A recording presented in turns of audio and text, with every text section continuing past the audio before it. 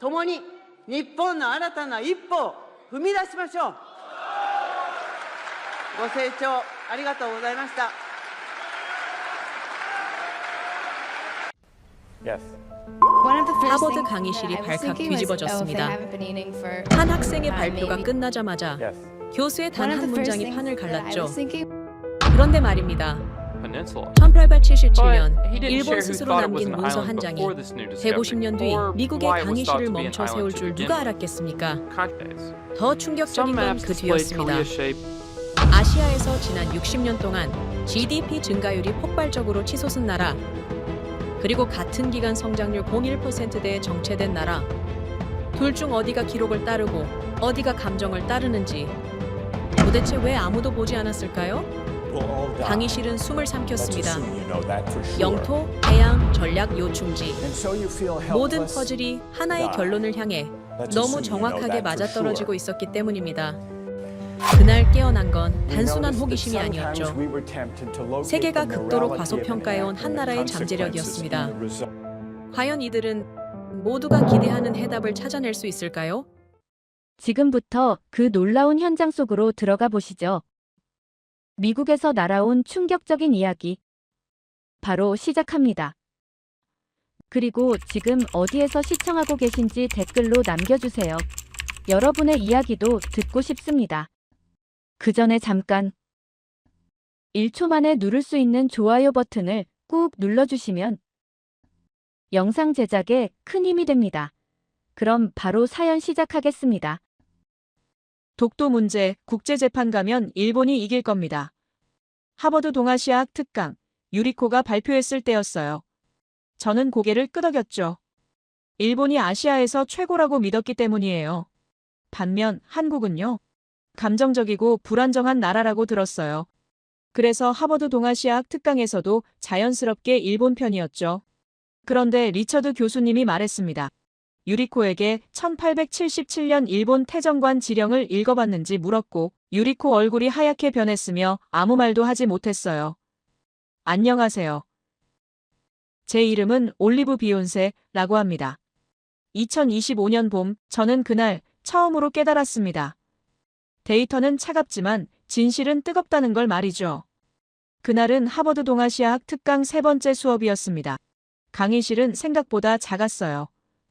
30명 남짓한 학생들이 빼곡하게 앉아 있었고 창문 너머로는 봄 햇살이 들어오고 있었죠.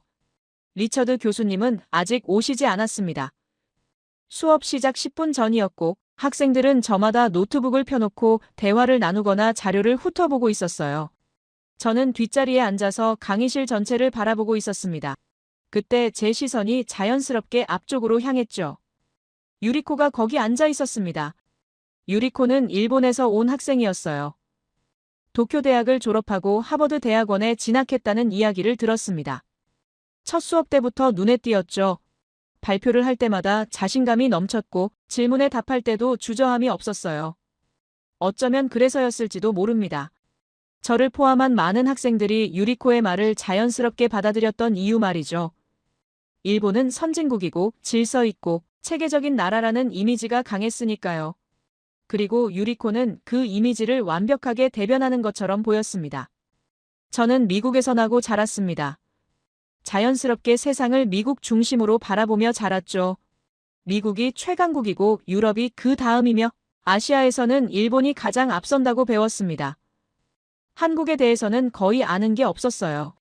K-팝이나 드라마 정도만 들어봤을 뿐이었죠. 그런데 말입니다. 동아시아학 특강을 신청한 이유는 단순했습니다. 정치 외교학을 전공하는 저에게 아시아는 피할 수 없는 지역이었고 특히 전 세계 경제의 중심이 서서히 이동하고 있다는 분석들이 많았기 때문이었어요. 첫 수업 때 리처드 교수님이 질문을 던졌습니다. 아시아에서 가장 영향력 있는 나라가 어디냐는 질문이었죠. 30명 중 25명이 일본이라고 답했습니다. 저도 그 중 하나였어요. 중국이라고 답한 학생이 4명 있었고 한국이라고 답한 학생은 단 1명도 없었죠. 교수님은 아무 말씀도 하지 않으셨습니다.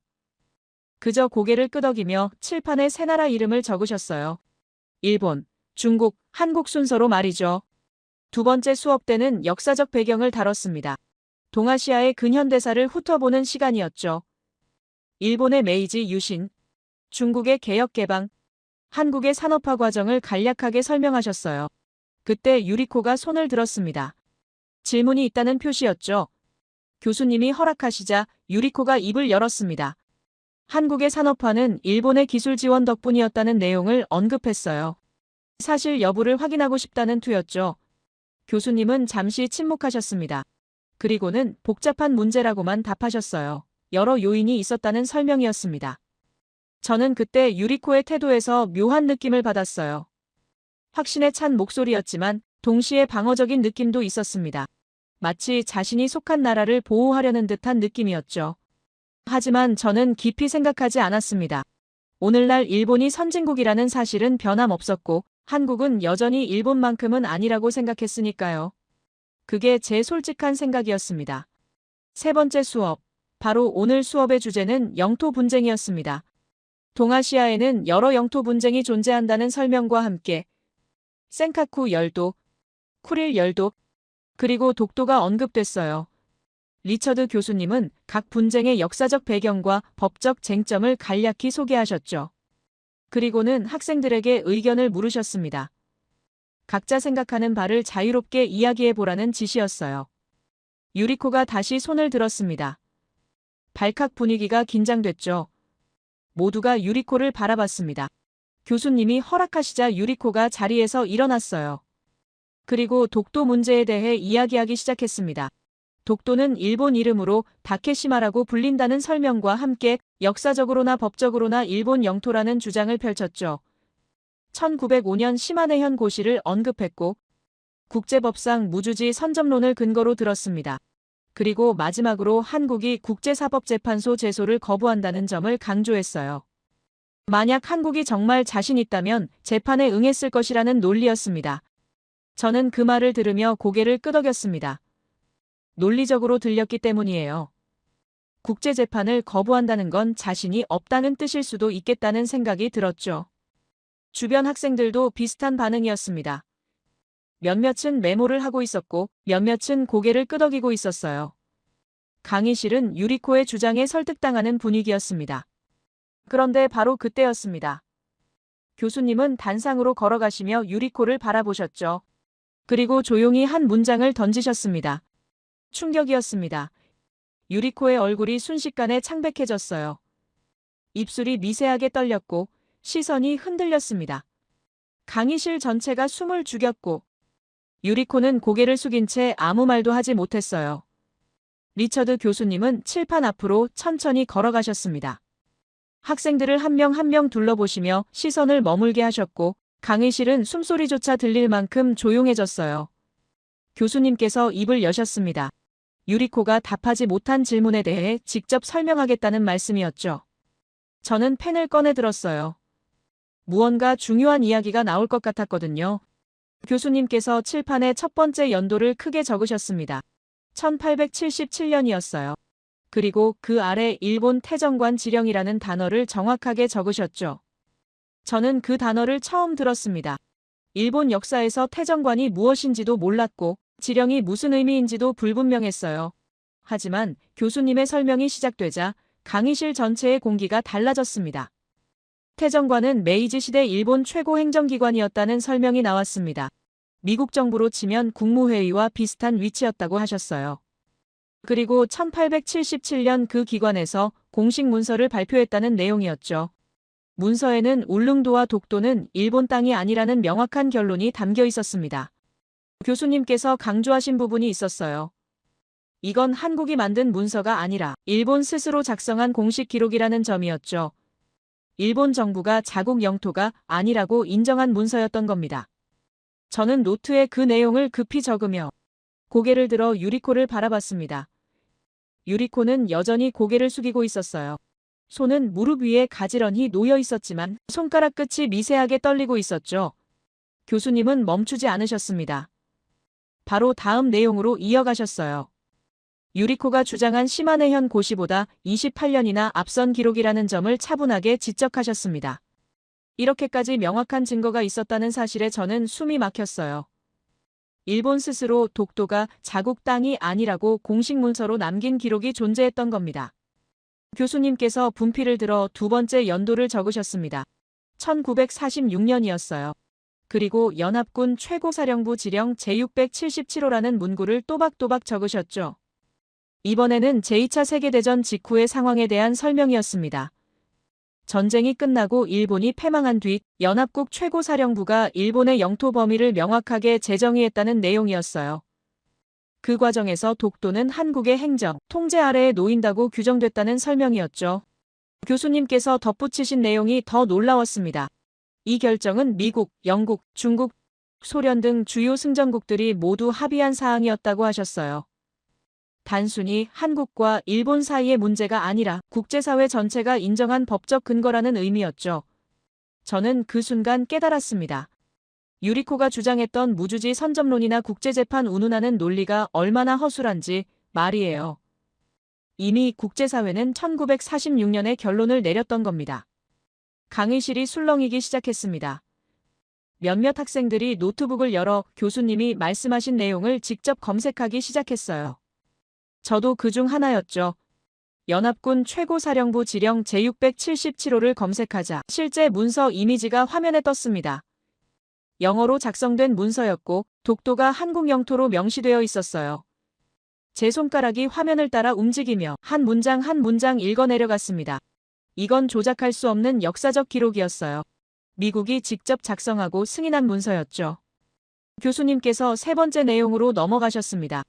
이번엔 훨씬 더 오래전 이야기였어요. 512년이라는 연도가 칠판에 적혔습니다.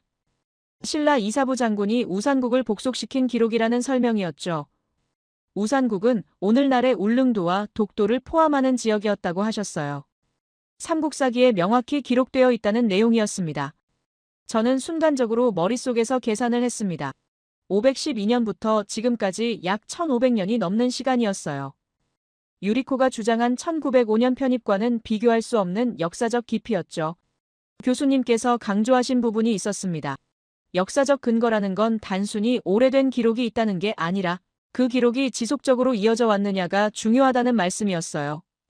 그리고 한국의 경우 512년부터 현재까지 독도에 대한 기록이 끊이지 않고 이어져 왔다는 설명이었습니다. 1500년 넘게 말이죠. 교수님께서 네 번째 연도를 적으셨습니다. 1900년이었어요. 대한제국 칙령 제41호라는 문구가 그 아래 또박또박 적혔죠. 이건 한국이 공식적으로 독도를 울릉군에 편입시킨 행정조치였다는 설명이었습니다. 그리고 이 사실을 국제적으로 공표했다고 하셨어요.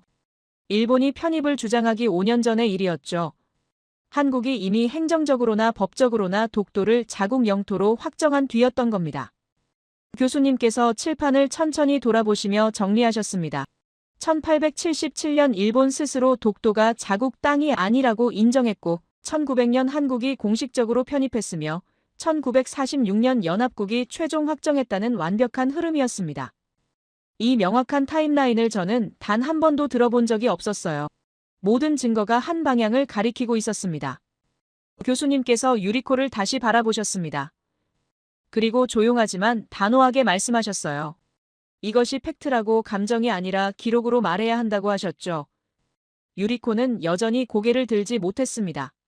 눈가가 붉어져 있었고 입술을 꽉 깨물고 있었어요. 저는 그 모습을 보며 복잡한 감정을 느꼈습니다. 동정심도 있었지만 동시에 제 자신에게도 화가 났어요. 왜 저는 유리코의 말을 그렇게 쉽게 믿었을까? 왜 스스로 확인하지 않았을까 하는 자책감이 밀려왔죠. 교수님께서 마지막으로 한 가지를 더 말씀하셨습니다. 일주일 뒤 다시 토론을 진행하겠다는 내용이었어요. 이번에는 독도 문제뿐만 아니라 한국과 일본의 지정학적 위치, 경제력, 문화 영향력까지 모두를 위해 공정하게 다루겠다고 하셨죠.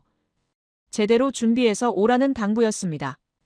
감정이 아닌 데이터로, 편견이 아닌 사실로 말하라는 주문이었습니다.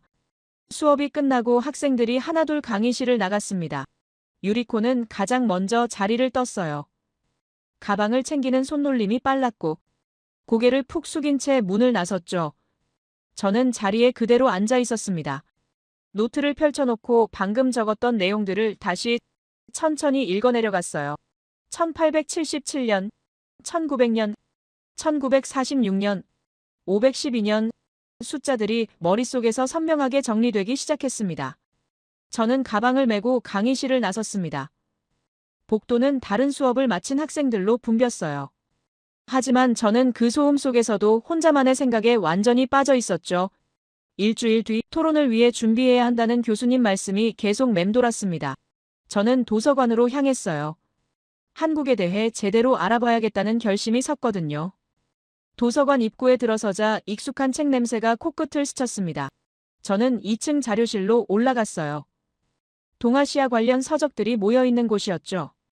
서가 사이를 천천히 걸으며 책 등에 적힌 제목들을 하나하나 훑어봤습니다.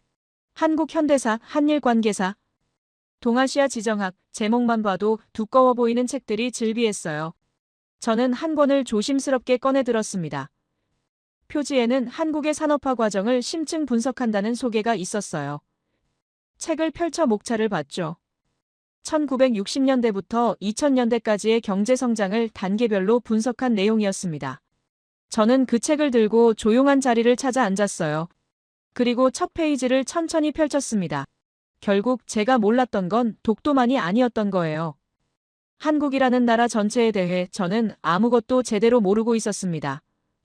도서관 2층 자료실은 생각보다 넓었습니다. 동아시아 관련 서적들이 모여있는 섹션만 해도 서가 5줄이 넘었어요. 저는 한국 현대사 책을 들고 자리에 앉아서 첫 페이지를 펼쳤죠. 1960년대 한국의 1인당 국민소득이 얼마였는지 확인하는 순간 충격이었습니다. 당시 한국은 세계 최빈국 중 하나였다는 기록이 나왔어요. 그런데 불과 60년 만에 어떻게 이렇게 변했을까 하는 의문이 들었죠. 저는 책장을 넘기며 읽어내려갔습니다.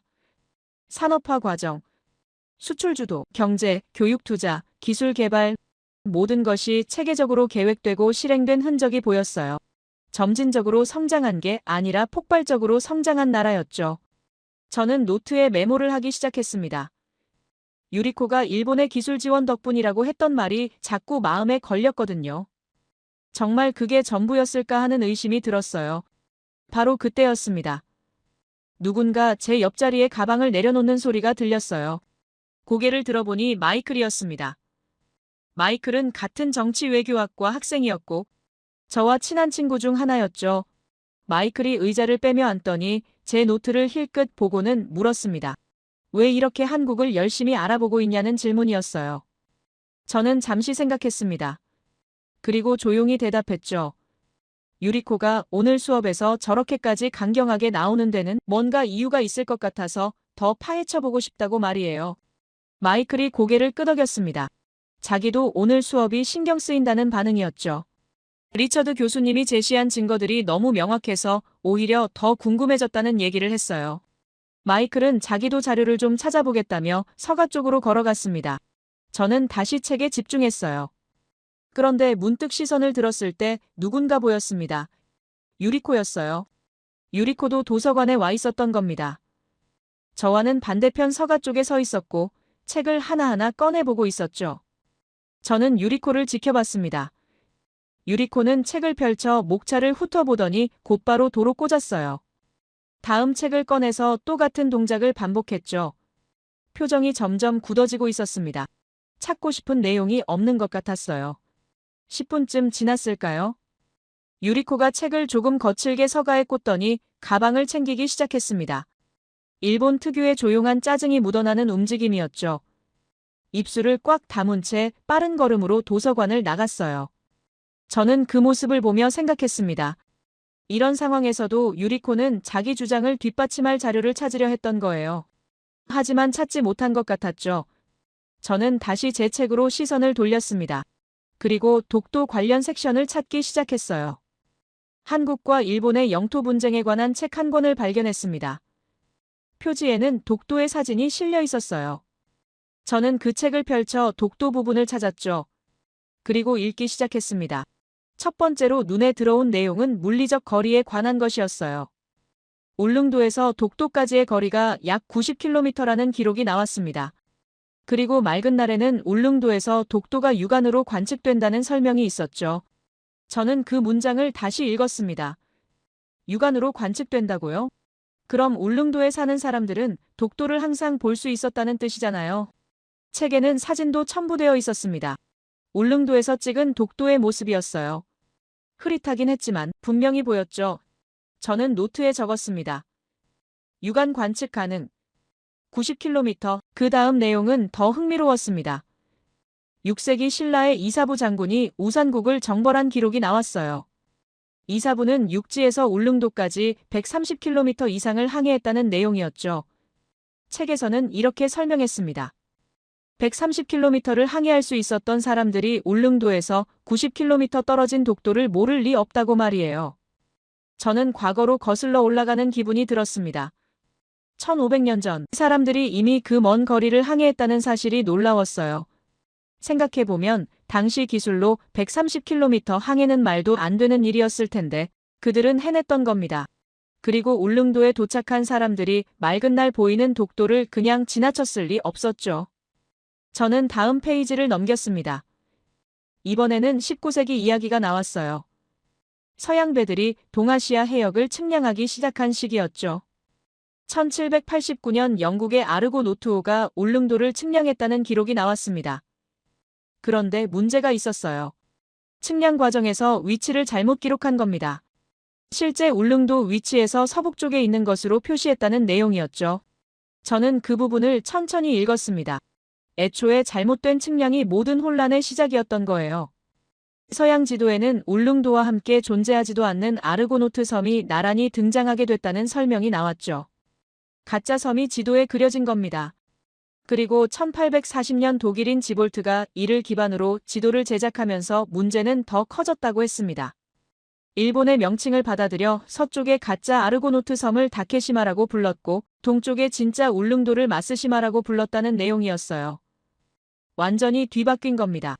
독도를 가리키던 마스시마라는 이름은 울릉도로 옮겨갔고 울릉도를 가리키던 다케시마라는 이름은 가짜 섬의 이름이 되어버렸죠.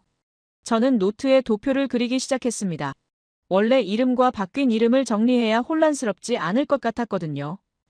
독도는 마스시마였다가 나중에 리앙쿠르로 불렸고 울릉도는 다케시마였다가 마스시마로 바뀌었으며 가짜 섬 아르고노트가 다케시마로 불렸다는 흐름이었어요. 상상 그 이상으로 복잡했습니다. 책은 계속 이어졌습니다. 1849년 프랑스 포경선 리앙쿠르호가 독도 근처에서 난파당했다는 기록이 나왔어요. 그 이후로 독도는 서양권에서 리앙쿠르 암초라는 이름으로 알려졌다는 내용이었죠. 암초라는 단어가 신경 쓰였습니다. 책에서는 설명했어요. 서양에서 암초란 수면 위로 튀어나온 바위를 의미하며 섬보다 작고 사람이 살 수 없는 곳을 뜻한다고 했죠. 저는 그 정의를 읽으며 고개를 갸우뚱했습니다. 독도를 섬이 아니라 암초로 분류한 이유가 뭘까요? 크기 때문일까요? 아니면 다른 이유가 있을까요? 하지만 책은 곧바로 다음 내용으로 넘어갔어요. 1854년과 1855년 러시아의 올리부차호와 영국의 호네트호가 독도를 정확히 측량했다는 기록이 나왔습니다. 그리고 아르고노트 섬의 존재가 부정됐다는 내용이었죠. 가짜 섬은 결국 사라진 겁니다. 서구의 해안 측량 결과로 이전의 잘못된 지리 지식은 완전히 바로잡혔다고 했어요. 그런데 문제는 일본이었습니다. 책에서는 이렇게 설명했어요. 일본은 서구의 해안 측량 결과를 맹신한 나머지 잘못된 지리 지식에 기반한 지도를 여럿 만들어 유포했다고 말이죠. 이미 서양에서는 오류를 바로잡았는데 일본은 오히려 그 오류를 답습했던 겁니다. 저는 그 대목에서 멈췄습니다. 잠깐만요. 일본이 오류를 그대로 따랐다고요? 강력하게 의문이 들었어요. 왜 일본은 정확한 측량 결과를 무시하고 잘못된 지도를 계속 만들었을까요? 실수였을까요? 아니면 의도가 있었을까요? 책은 더 흥미로운 내용으로 이어졌습니다.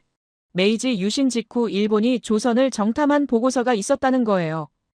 조선국 교재 시말 내탐서라는 이름의 보고서였죠. 그 보고서에는 다케시마와 마스시마가 조선에 부속된 전모를 보고한다는 내용이 있었다고 합니다. 당시까지만 해도 마스시마, 즉 독도가 조선의 영토로 인식되고 있었다는 설명이었어요. 저는 노트에 그 내용을 적으며 생각했습니다. 메이지 정부는 독도가 조선 땅이라는 걸 알고 있었던 거예요. 공식 보고서에 그렇게 적혀 있었으니까요.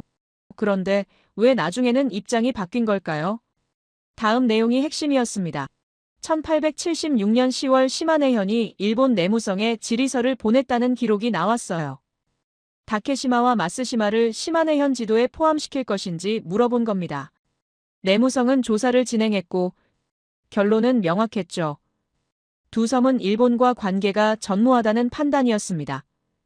그리고 1877년 3월 17일 메이지 정부의 최고 결정기관인 태정관이 최종 승인을 내렸다는 내용이 나왔어요. 본방은 관계가 없다는 지령이었죠. 저는 그 문장을 여러 번 읽었습니다. 본방은 관계가 없다. 즉 일본과는 관계없는 땅이라는 뜻이었어요. 책에는 실제 문서 내용도 인용되어 있었습니다. 일본의 내 다케시마 외 일도 지적 편찬의 건 겐로쿠 5년 조선인이 입도한 이래 구 정부가 해당 국가와 왕복한 결과 마침내 본방은 관계가 없다는 것을 들어 상신한 품위의 취지를 듣고 지령을 작성한다는 내용이었죠. 그리고 지령 안에는 이렇게 적혀 있었습니다. 품위한 취지의 다케시마 외 일도권에 대하여 본방은 관계가 없다는 것을 심득할 것. 저는 숨이 막혔습니다. 1877년 일본 최고기관이 공식적으로 독도와 울릉도가 일본 땅이 아니라고 선언한 겁니다. 리처드 교수님이 수업 시간에 말씀하셨던 바로 그 문서였어요. 이게 세계를 이끄는 선진국 일본의 공식 기록이라니 믿기지 않았습니다. 저는 더 읽어내려갔습니다. 부속 문서에는 이런 내용도 있었어요. 다음으로 한 섬이 있어 마쓰시마라 부른다. 둘레 30정 정도 다케시마와 동일 선로에 있다는 설명이었죠. 일본 정부는 독도의 위치까지 정확히 알고 있었던 겁니다. 그리고도 일본 땅이 아니라고 결론 내렸어요. 하지만 책은 일본의 변명도 소개했습니다. 일본 측에서는 아르고노트라는 가짜 섬의 실체를 몰랐고 그 오류를 답습했기 때문에 왜 일도가 사실은 울릉도 하나만을 의미한다고 주장한다는 내용이었어요. 다케시마와 아르고노트가 중복된 같은 섬이니까 결국 울릉도만 일본 땅이 아니라고 한 거지 독도는 포함되지 않는다는 논리였죠. 저는 그 주장을 읽으며 고개를 저었습니다. 말이 안 됐어요. 첫째, 1854년 러시아가 이미 아르고노트 섬의 오류를 바로잡았습니다. 1877년 태정관 문서는 그보다 20년 이상 뒤에 작성됐죠. 둘째, 태정관 지령에 첨부된 기죽도약도라는 지도는 정밀한 계측을 통해 만들어진 것이라고 책에서 설명했어요. 직접 답사하지 않으면 제작할 수 없는 지도라는 겁니다. 미국이었다면 어땠을까요? 최고기관이 공식적으로 영토가 아니라고 선언한 땅을 나중에 자기 땅이라고 우길 수 있을까요? 저는 상상할 수 없었습니다.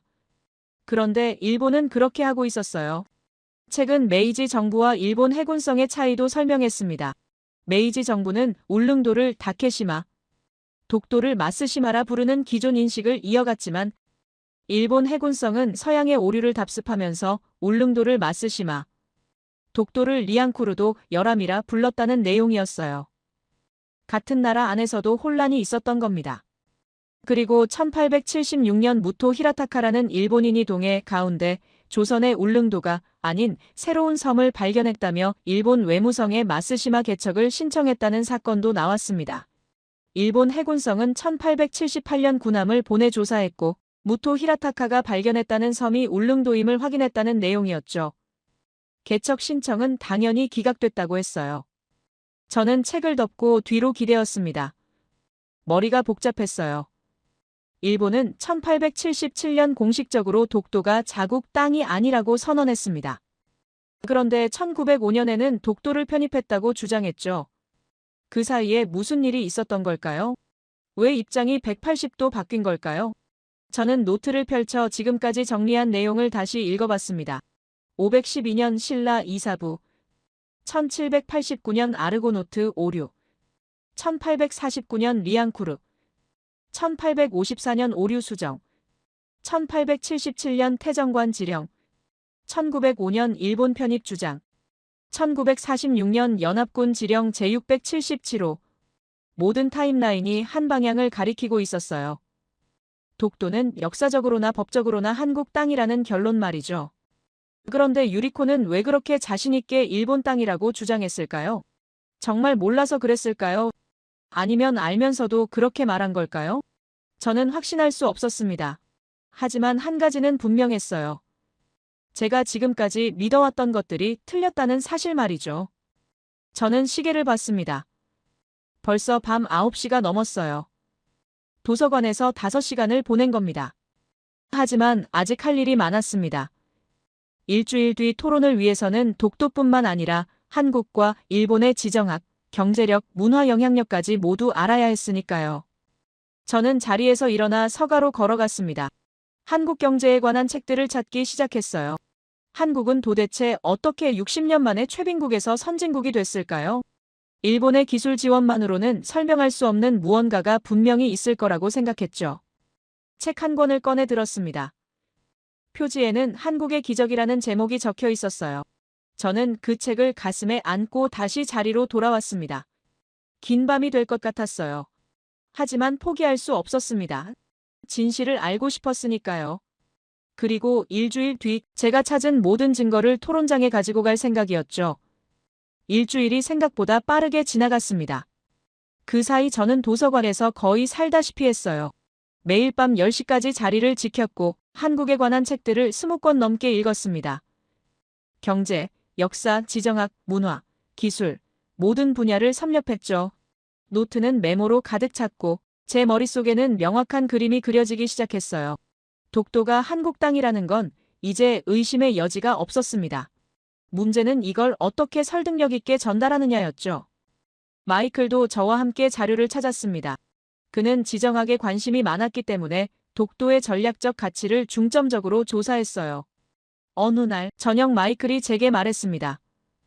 독도가 동해 한가운데 있어서 군사적으로 엄청나게 중요한 위치라는 내용이었죠. 일본이 러일 전쟁 때 독도를 선점하려 했던 이유도 바로 그 때문이라고 했어요. 저는 그 이야기를 들으며 고개를 끄덕였습니다. 독도 주변 어장은 어획량이 풍부하고 해저에는 천연가스가 6억 톤가량 묻혀있다는 자료도 찾았어요. 메탄 하이드레이트라는 물질이었죠. 개발만 잘하면 30년간 10조 원의 수익을 낼 수 있다는 추정치도 나와 있었습니다. 경제적 가치만 봐도 엄청난 섬이었어요.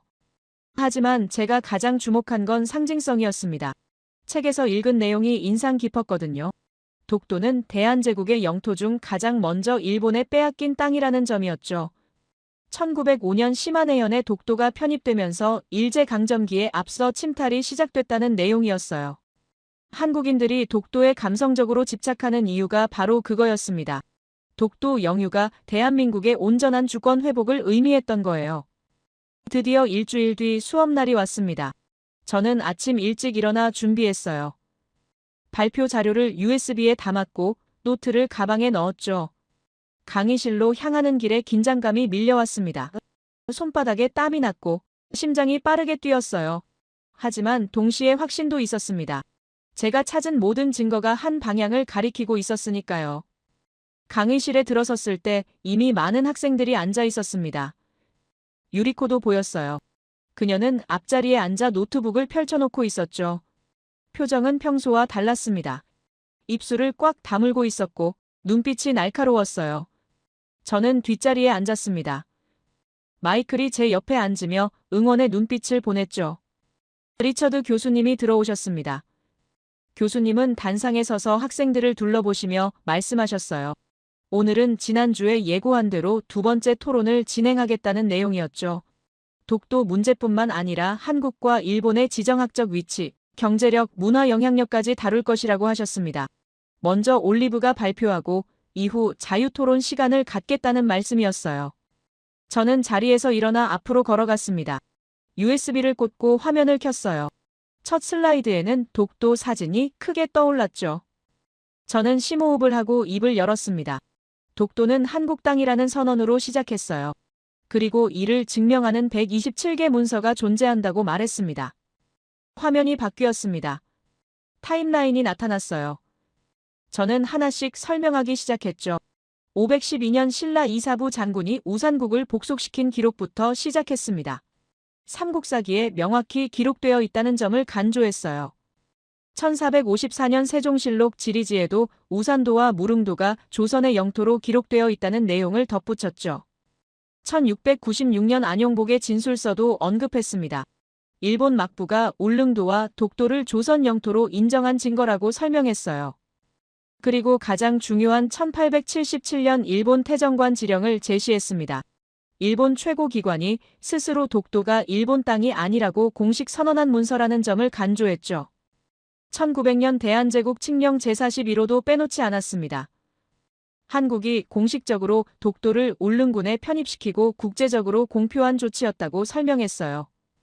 일본이 1905년 편입을 주장하기 5년 전의 일이라는 점도 명확히 했죠. 마지막으로 1946년 연합군 최고사령부 지령 제677호를 제시했습니다.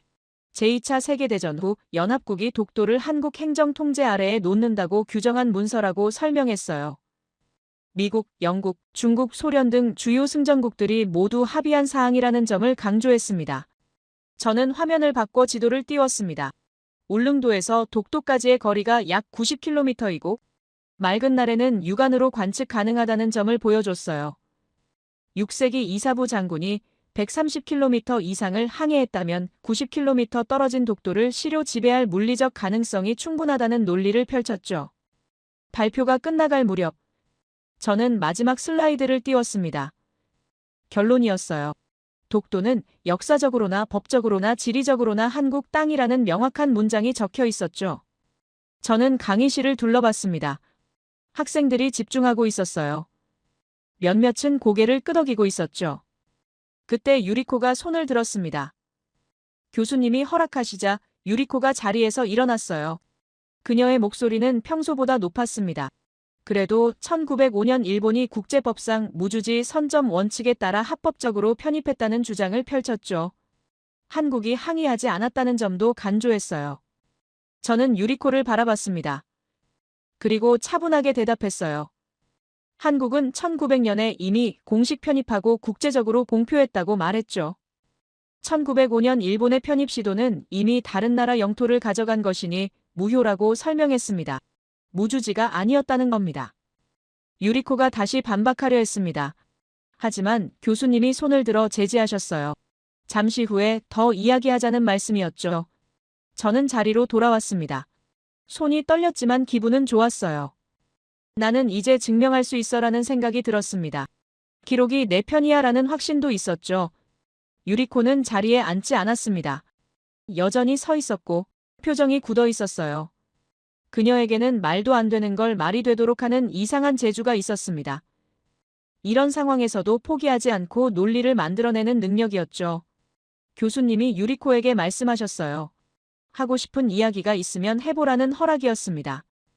유리코가 입을 열었습니다. 목소리가 떨렸지만 단호했어요. 국제사법재판소에 가면 어떻겠냐는 제안이었죠. 한국이 정말 자신 있다면 재판에 응해야 한다는 논리를 펼쳤습니다. 계속 거부하는 건 자신이 없기 때문 아니냐는 질문도 던졌어요. 그리고 유리코는 더 나아갔습니다. 한국이 과거에 일본 덕분에 발전했다는 주장을 시작한 겁니다. 일본의 기술 지원이 없었다면 한국은 아직도 폐허에서 허덕이고 있을 거라는 말을 했어요. 애초에 한국의 산업화는 일본이 만든 기반 위에서 가능했다는 논리였죠. 유리코는 멈추지 않았습니다. 미국의 일본 기업이 더 많은지 한국 기업이 더 많은지 생각해보라는 질문을 던졌어요. 집에 가서 가전제품을 확인해보라고 했죠. 삼성이나 LG가 있을지, 소니나 파나소닉이 있을지 잘 생각해보라는 말이었습니다. 그녀의 어조는 강력하게 단정적이었어요. 강의실이 술렁였습니다. 몇몇 학생들이 서로 눈을 마주치며 속삭였어요. 유리코의 주장이 설득력 있어 보였던 것 같았죠. 저는 손을 들려다가 멈췄습니다. 리처드 교수님이 제 시선을 잡으셨거든요. 교수님은 전혀 내색하지 않으셨습니다. 그저 차분하게 유리코의 말을 듣고 계셨죠. 유리코가 발표를 마쳤습니다. 그녀는 자신 있는 표정으로 자리에 앉았어요. 강의실은 조용했습니다. 그때 리처드 교수님이 일어나셨어요. 교수님은 칠판 앞으로 걸어가시며 천천히 입을 여셨습니다. 교수님께서 먼저 올리브의 발표가 완벽했다고 말씀하셨습니다. 127개 문서와 명확한 타임라인, 지리적 증거까지 모두 갖췄다고 평가하셨죠. 하지만 유리코가 제기한 질문들에 대해서도 답해야 한다고 하셨어요.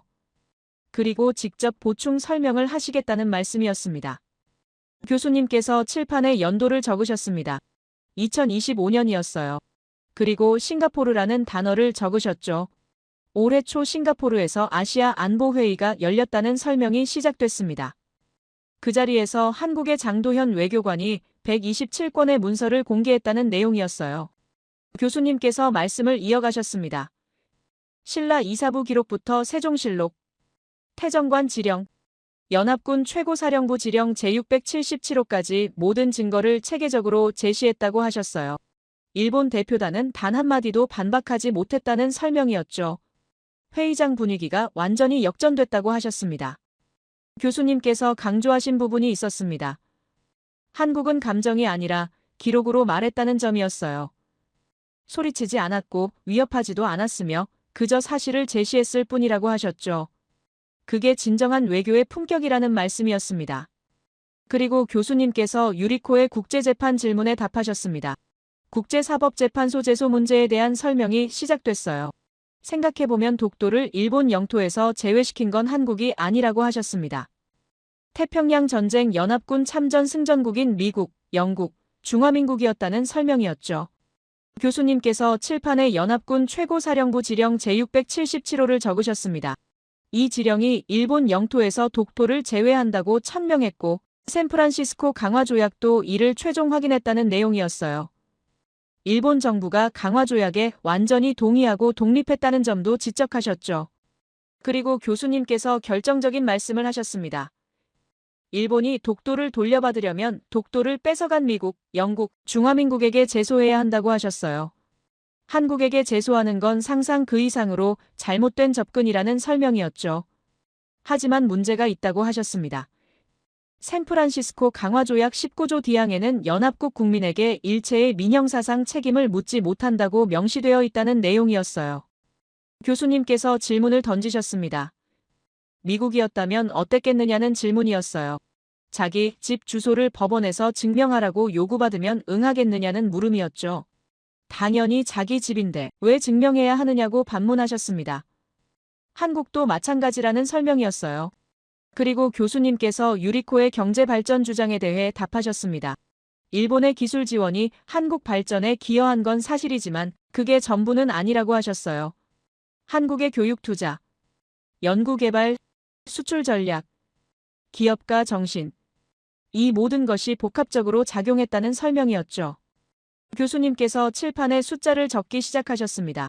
1960년대 한국의 1인당 국민소득과 2020년대 수치를 비교하셨어요. 60년 만에 수백 배 성장했다는 내용이었죠.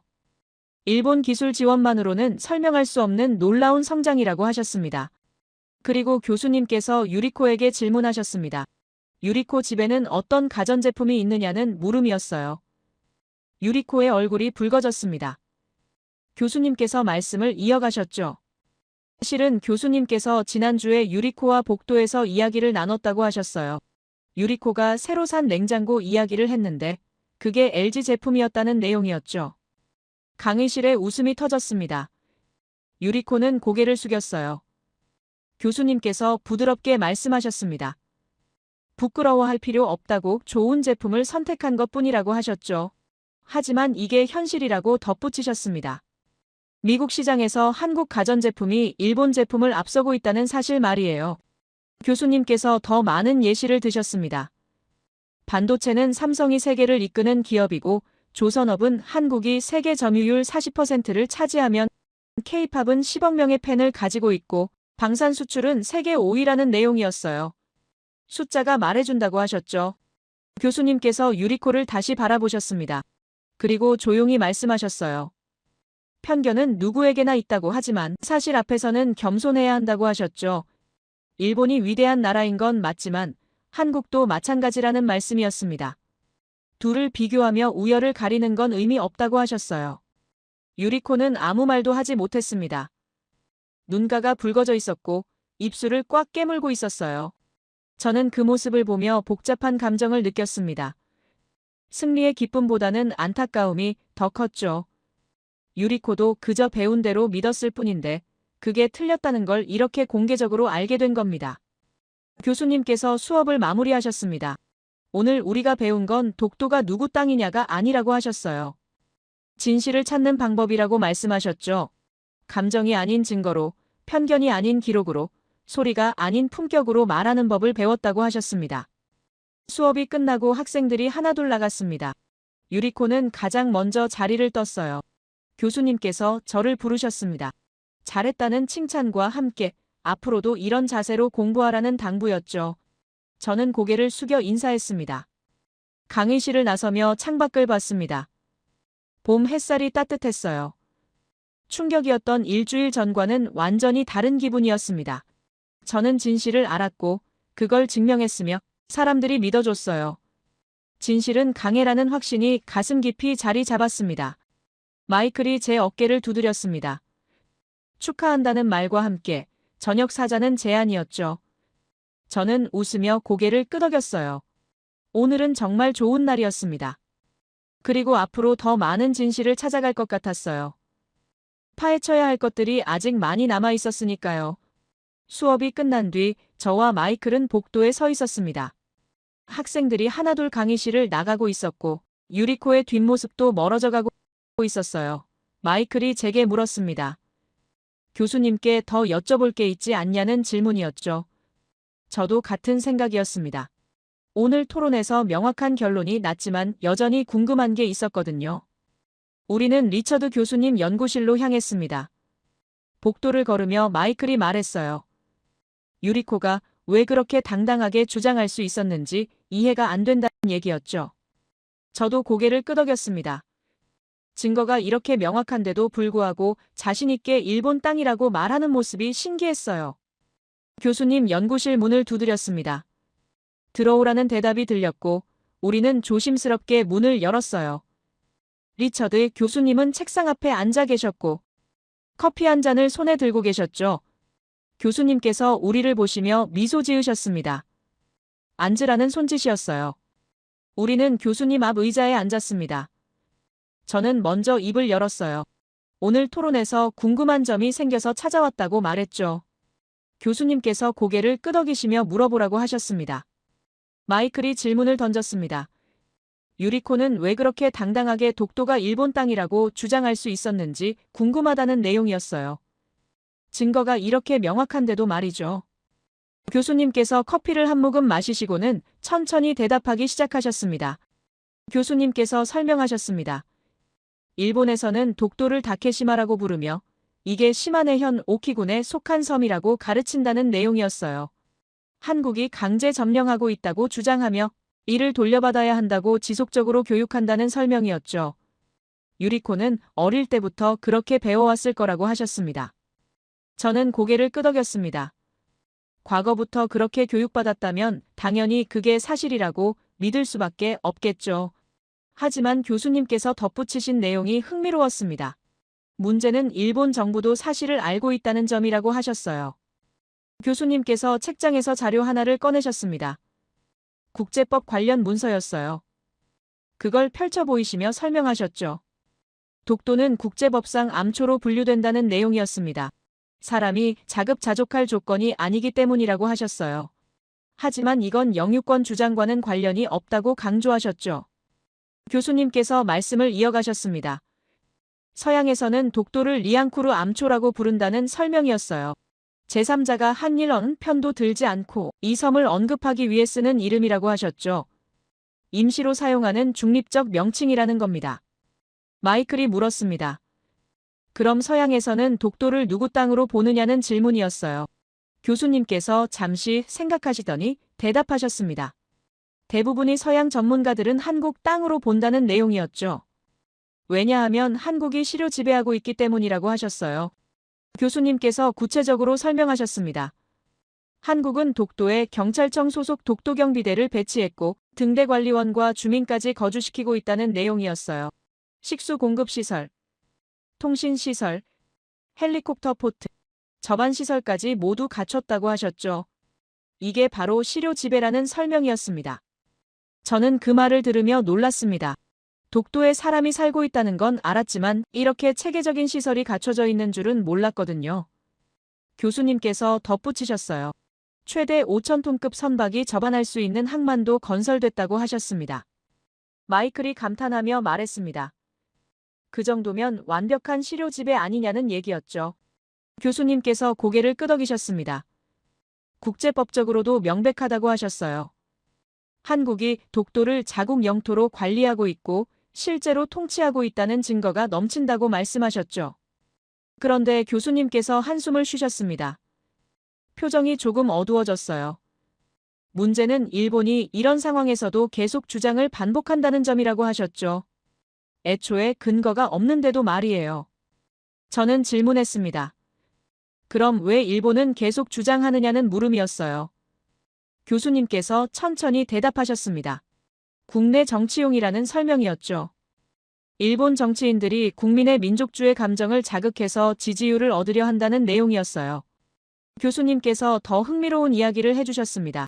일본 학자들 중에서도 독도가 한국 땅이라는 걸 인정하는 사람들이 있다는 내용이었어요. 다만 공개적으로 말하기 어려운 분위기라고 하셨죠. 일본 사회에서 그런 주장을 하면 말도 안 되는 매국노 취급을 받는다는 설명이었습니다. 마이클이 중얼거렸습니다. 생각해보면 미국이었다면 어땠을까 하는 말이었어요. 만약 미국이 이렇게 명확한 증거가 있는 영토 분쟁에 휘말렸다면 이미 국제사회에서 결론이 났을 거라고 했죠. 교수님께서 동의하셨습니다. 교수님께서 말씀하셨습니다. 솔직히 이런 사실 자체가 화두가 된다는 게 이해가 안 된다는 내용이었어요. 1877년 태정관 지령, 1946년 연합군 최고사령부 지령 제677호. 한국의 시료 지배. 이 모든 증거가 한 방향을 가리키는데도 여전히 논쟁이 된다는 게 상상 그 이상으로 이상하다고 하셨죠. 저는 교수님 말씀에 공감했습니다. 제3자인 미국인 교수님 입장에서 봤을 때 더 명확하게 보이는 것 같았어요. 교수님께서 덧붙이셨습니다. 자기는 한국 편도 일본 편도 아니지만 사실은 사실이라고 하셨죠. 독도는 역사적으로나 법적으로나 한국 땅이라는 게 명백하다고 말씀하셨습니다. 교수님께서 조용히 말씀하셨습니다. 일본이 이렇게 계속 주장하는 건 결국 자기 발등을 찍는 일이라고 하셨어요. 국제사회에서 일본의 신뢰도만 떨어뜨릴 뿐이라는 설명이었죠. 점진적으로 일본의 입지가 좁아지고 있다고 하셨습니다. 마이클이 물었습니다. 그럼 일본은 왜 계속 이러느냐는 질문이었어요. 교수님께서 대답하셨습니다. 이미 너무 오래 주장해왔기 때문에 이제 와서 물러설 수 없다는 내용이었죠. 정치적으로 후퇴하면 국내에서 비판받을 거라는 두려움이 있다고 하셨어요. 저는 충격이었습니다. 사실을 알면서도 정치적 이유로 거짓 주장을 계속한다는 게 믿기지 않았거든요. 교수님께서 한숨을 쉬시며 말씀하셨습니다. 이게 바로 민족주의의 위험성이라고, 사실보다 감정이 앞서면 이런 일이 벌어진다고 하셨죠. 교수님께서 우리를 바라보시며 말씀하셨습니다. 팩트는 싸움이 아니라 존중이라고 하셨어요. 사실을 존중하는 것에서 진정한 외교가 시작된다는 설명이었죠. 한국이 침묵으로 대응하는 이유도 바로 그거라고 하셨습니다. 소리치지 않아도 사실은 스스로 말하니까요. 저는 그 말을 듣고 깊이 생각했습니다. 나는 편견을 가졌었어라는 생각이 들었어요. 일본이 선진국이니까 당연히 옳을 거라고 믿었던 제 자신이 부끄러웠죠. 한국을 몰랐어라는 자각도 들었습니다. 한국이라는 나라에 대해 너무 무지했다는 반성이었어요. 마이클이 말했습니다. 자기도 마찬가지라고, 아시아 하면 일본만 생각했는데 이번 기회에 많이 배웠다고 했어요. 교수님께서 미소 지으셨습니다. 그게 바로 교육의 목적이라고, 편견을 깨고 진실을 배우는 거라고 하셨죠. 교수님께서 마지막으로 한 가지를 더 말씀하셨습니다. 한국은 지금 세계를 이끄는 나라 중 하나라고 하셨어요. 기술력, 문화 영향력, 경제력 모든 면에서 강력하게 성장하고 있다는 내용이었죠. 독도 문제는 그중 작은 부분일 뿐이라고 하셨습니다. 저는 이제 알아라는 생각이 들었습니다. 한국이 단순히 작은 나라가 아니라는 것을, 역사도 현재도 강한 나라라는 것을 말이에요. 데이터는 차가웠는데 진실은 뜨겁네라는 깨달음도 있었죠. 숫자로만 봤을 때는 그저 통계였지만 그 뒤에 숨은 이야기를 알고 나니 가슴이 뜨거워졌습니다. 우리는 교수님 연구실을 나왔습니다. 복도를 걸으며 마이클이 말했어요. 이번 학기 최고의 수업이었다고. 저도 동의했습니다. 단순히 지식을 배운 게 아니라 세상을 보는 눈이 바뀌었으니까요. 저는 창밖을 봤습니다. 해가 서쪽으로 기울고 있었어요. 하루가 저물어가고 있었죠. 하지만 제 마음속에는 새로운 아침이 밝아오는 기분이었습니다. 편견의 어둠이 걷히고 진실의 빛이 들어온 느낌이었어요. 마이클이 물었습니다. 이제 뭐 할 거냐고. 저는 웃으며 대답했어요. 한국에 대해 더 공부하고 싶다고, 언젠가 직접 가보고 싶다는 말도 덧붙였죠. 마이클도 좋은 생각이라며 같이 가자고 했습니다. 우리는 도서관으로 향했습니다. 아직 할 일이 남아 있었거든요. 한국의 현대사, 반도체 산업, 조선업, K-팝, 파헤쳐야 할 것들이 너무 많았어요. 저는 가슴이 두근거렸습니다. 새로운 세계를 발견한 기분이었죠. 도서관 입구에서 우리는 멈춰섰습니다. 마이클이 제 어깨를 두드리며 말했어요. 유리코한테 미안하다고. 우리가 너무 몰아붙인 것 같다는 얘기였죠. 저도 같은 생각이었습니다. 유리코도 피해자였어요. 잘못된 교육의 희생자였죠. 저는 언젠가 유리코와 제대로 이야기해보고 싶다는 생각이 들었습니다. 적대적이 아니라 우호적으로 서로의 입장을 이해하는 대화 말이에요. 그게 진정한 화해의 시작일 거라고 생각했죠. 우리는 도서관으로 들어갔습니다. 익숙한 책 냄새가 반겼어요. 저는 한국 관련 서가로 걸어가며 생각했습니다. 진실을 아는 것만으로는 부족하다고, 그 진실을 나누고 편견을 깨고 세상을 조금 더 나은 곳으로 만드는 게 중요하다고 말이에요. 저는 책 한 권을 꺼내 들었습니다. 한국의 기적이라는 제목이었어요. 이미 한 번 읽었던 책이지만 다시 읽고 싶어졌습니다. 이번엔 편견 없이 열린 마음으로 존중하며 읽을 수 있을 것 같았거든요. 그게 바로 제가 배운 것이었습니다. 사실을 존중하는 법 말이에요. 교수님 연구실을 나온 뒤 며칠이 지났습니다. 저는 한국에 대해 계속 조사하고 있었어요. 경제, 역사, 문화, 기술 모든 분야를 섭렵했죠. 그러다 보니 자연스럽게 한국 음식에도 관심이 생겼습니다. 책에서 읽은 내용이 흥미로웠거든요. 한국인들은 스트레스 받을 때 매운 것을 먹는다는 설명이었어요. 마이클과 저는 주말에 한인마트로 갔습니다. 캠브리지에서 차로 30분 거리에 있는 곳이었죠. 마트에 들어서자 한글로 된 간판들이 눈에 들어왔어요. 김치, 라면, 떡볶이, 낯선 단어들이었지만 호기심이 생겼습니다. 마이클이 라면 코너를 가리켰습니다. 빨간 닭이 그려진 포장이 눈에 띄었어요. 불닭볶음면이라는 제품이었죠. 옆에 있던 한국인 직원분께 여쭤봤습니다. 이게 얼마나 매운지 물었어요. 직원분이 웃으시며 대답하셨죠. 처음 드시는 분들은 반만 먹어도 힘들 수 있다고 하셨습니다. 저는 용기를 내서 2개를 샀습니다. 마이클도 하나 집어들었어요. 우리는 마트를 나와 제 기숙사로 향했죠. 기숙사 공용 주방에서 물을 끓이기 시작했습니다. 포장 뒤에 적힌 영어 설명을 따라했어요. 면이 익어가는 동안 저는 노트북을 켰습니다. 한국 관련 자료를 더 찾아보고 싶었거든요. 그런데 충격적인 사실을 발견했습니다. 한국의 지정학적 위치에 관한 내용이었어요. 한국은 미국, 중국, 일본, 러시아라는 강대국들의 애초에 둘러싸여 있었습니다. 더 놀라운 건 그 다음이었습니다.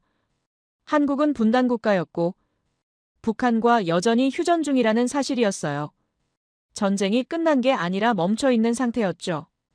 이런 상황에서도 한국은 선진국 반열에 올라섰다는 게 말도 안 되는 일처럼 느껴졌습니다. 마이클이 제 어깨 너머로 화면을 봤습니다. 그리고 중얼거렸어요. 미국이었다면 어땠을까 하는 말이었죠. 미국은 캐나다와 멕시코 사이에 있고 바다로 둘러싸여 있어서 상대적으로 안전하다고 했어요. 하지만 한국은 사방이 강대국이고 북쪽에는 적대 국가가 있는데도 이만큼 성장했다는 게 상상 그 이상이라고 했습니다. 타이머가 울렸습니다. 라면이 다 익었다는 신호였어요. 저는 물을 버리고 소스를 넣어 비볐습니다. 빨간 색깔이 강렬했죠. 첫 입을 떠서 입에 넣는 순간 입안이 불타는 것 같았습니다. 맵기가 장난이 아니었어요. 하지만 이상하게도 계속 먹게 됐습니다. 맵지만 중독성이 있었어요. 땀이 나기 시작했고 코끝이 찡했죠. 마이클도 비슷한 반응이었습니다. 물을 들이키면서도 포크를 놓지 않았어요. 생각해보면 이게 바로 한국의 정신 같다는 생각이 들었습니다. 힘들어도 포기하지 않는 강인한 말이에요. 우리는 라면을 다 먹고 나서 소파에 앉았습니다. 입안이 여전히 얼얼했지만 기분은 좋았어요. 저는 노트북을 무릎 위에 올려놓고 계속 자료를 찾았죠. 한국의 경제 성장률, 기술 개발 속도, 문화 수출액, 모든 지표가 점진적이 아니라 폭발적으로 증가하고 있었습니다. 마이클이 물었습니다. 한국이 이렇게 성장할 수 있었던 비결이 뭘까 하는 질문이었어요. 저는 잠시 생각했습니다. 그리고 대답했죠. 아마도 절박함이 아닐까 싶다고 말이에요. 주변이 모두 강대국이고 언제 전쟁이 재개될지 모르는 상황에서 살아남으려면 강력하게 성장할 수밖에 없었을 거라고 했습니다. 며칠이 더 지났습니다. 그동안 유리코를 학교에서 보지 못했어요. 수업에도 나오지 않았고 도서관에서도 보이지 않았죠. 한 달 정도 지났을까요? 마이클이 제게 말했습니다. 유리코가 일본에 갔다고 들었다는 얘기였어요. 머리를 식히러 잠시 귀국했다고 하더라는 겁니다. 저는 유리코를 이해할 수 있었습니다. 자신이 믿었던 모든 게 무너지는 경험을 했으니까요. 시간이 필요했을 거예요. 저도 그랬으니까요. 제가 믿었던 편견들이 깨지는 과정이 쉽지 않았거든요. 어느 날 저녁, 저는 창밖을 보며 생각에 잠겼습니다. 한국에 가보고 싶다는 마음이 파헤쳐지듯 깊어지고 있었어요. 단순히 관광이 아니라 직접 눈으로 보고 싶었죠. 특히 독도를 가보고 싶었습니다. 그 작은 섬이 왜 그렇게 중요한지 직접 느껴보고 싶었어요. 마이클에게 그 이야기를 했습니다. 마이클도 좋은 생각이라며 동의했어요. 여름방학 때 같이 가자는 제안을 했죠. 저는 흔쾌히 받아들였습니다. 서울도 가보고 부산도 가보고 시간이 되면 울릉도를 거쳐 독도까지 가보고 싶다고 했어요. 그날 밤 저는 한국 여행 정보를 찾아보기 시작했습니다. 독도를 가려면 울릉도에서 배를 타야 한다는 정보가 나왔어요. 날씨가 좋아야 하고 예약도 필요하다고 했죠. 쉽지 않은 여정이었지만 그만큼 가치 있을 거라고 생각했습니다. 몇 주가 더 지나고 유리코가 학교로 돌아왔습니다. 복도에서 우연히 마주쳤어요. 유리코는 예전보다 차분해 보였습니다. 눈빛도 달라져 있었죠. 우리는 잠시 서로를 바라봤습니다. 유리코가 먼저 입을 열었습니다. 조용한 목소리였어요. 일본에서 많은 생각을 했다고 했죠. 할아버지와도 이야기를 나눴다고 했습니다. 할아버지께서는 전쟁 직후를 기억하시는 분이라고 했어요. 그분도 독도가 복잡한 문제라는 걸 알고 계셨다고 했죠. 저는 유리코의 말을 들으며 고개를 끄덕였습니다. 유리코가 덧붙였어요. 자기도 배워야 한다고, 편견 없이 사실을 봐야 한다고 깨달았다고 했습니다. 미안하다는 말도 조심스럽게 전했죠. 저는 유리코에게 말했습니다. 저도 배웠다고, 편견을 버리는 법을 배웠다고 했어요. 우리는 서로 미소를 지었습니다. 더 이상적이 아니라 같이 배우는 학생이라는 걸 확인한 순간이었죠. 학기가 끝나갈 무렵 리처드 교수님께서 최종 과제를 내주셨습니다. 이번 학기 동안 배운 것에 대한 에세이를 쓰라는 과제였어요. 저는 고민 없이 주제를 정했습니다. 독도와 진실에 관한 글을 쓰기로 했죠. 며칠 밤을 새워 에세이를 완성했습니다. 제목은 간단했어요.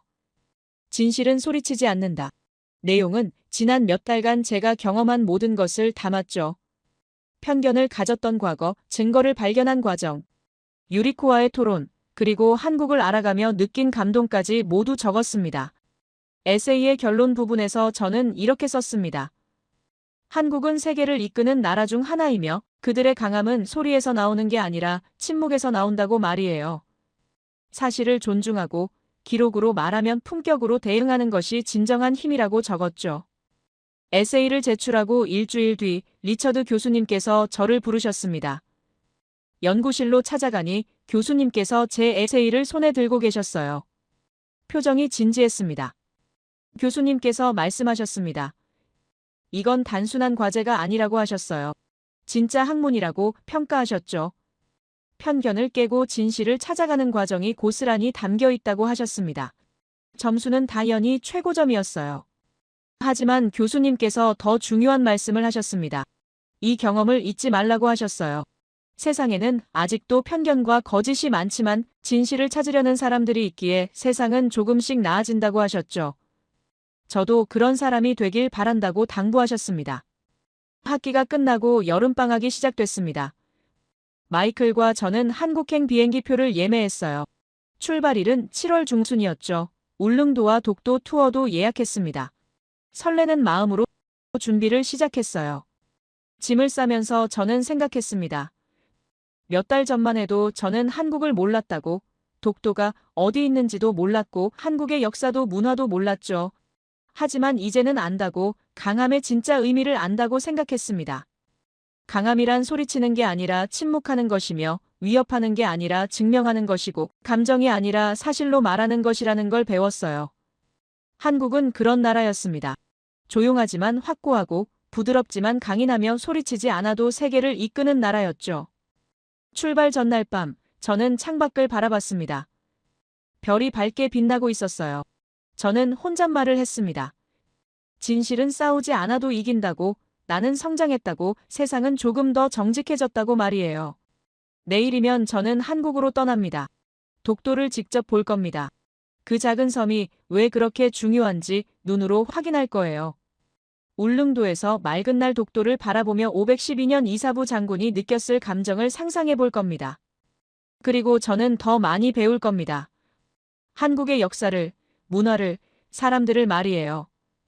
편견 없이 열린 마음으로 존중하며 배우겠습니다. 그게 제가 이번 학기에 배운 가장 중요한 교훈이었으니까요. 진실을 찾는 여정은 끝나지 않습니다. 이건 시작일 뿐이에요. 세상에는 아직도 알아야 할 것들이 너무 많고 깨야 할 편견들도 많습니다. 하지만 저는 이제 알아요. 한 걸음 한 걸음 나아가면 된다는 것을 말이죠. 여러분도 편견을 깨고 진실을 찾는 여정을 시작하시길 바랍니다. 소리 없이 흐르는 진실의 힘을 믿으시길 바랍니다. 그리고 서로를 존중하며 함께 배워가는 세상이 되길 바랍니다. 한국이 보여준 침묵의 강함을, 기록의 힘을, 품격의 가치를 많은 분들이 알아주시면 좋겠습니다. 독도는 단순한 섬이 아니라 진실이 승리한다는 증거이며 정의가 결국 이긴다는 희망입니다. 저는 내일 한국으로 떠납니다. 새로운 배움을 위해, 더 넓은 세상을 보기 위해, 그리고 진실을 직접 느끼기 위해서죠. 제 이야기를 끝까지 들어주셔서 감사합니다. 모두 안녕히 계세요. 오늘의 사연 어떻게 들으셨나요? 누군가는 단순한 영토 이야기라고 할 수도 있지만 정작 깊이 들여다보면 그 안에는 참 많은 것들이 담겨 있는 것 같습니다. 기록을 대하는 태도, 사실을 바라보는 눈, 그리고 우리가 얼마나 쉽게 편견을 받아들이고 살아가는지까지 말이죠.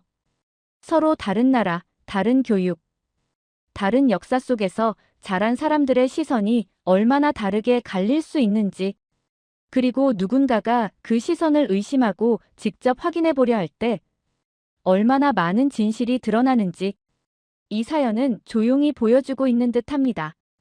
한쪽은 정체된 숫자 위에서 과거의 기억을 붙잡고 있었고, 다른 한쪽은 꾸준히 쌓아온 성장과 기록 위에서 말없이 증명하고 있었죠. 그래서일까요? 오늘 이야기를 듣고 나면 강함이란 무엇인가라는 질문이 마음속 어딘가에 남는 느낌도 듭니다.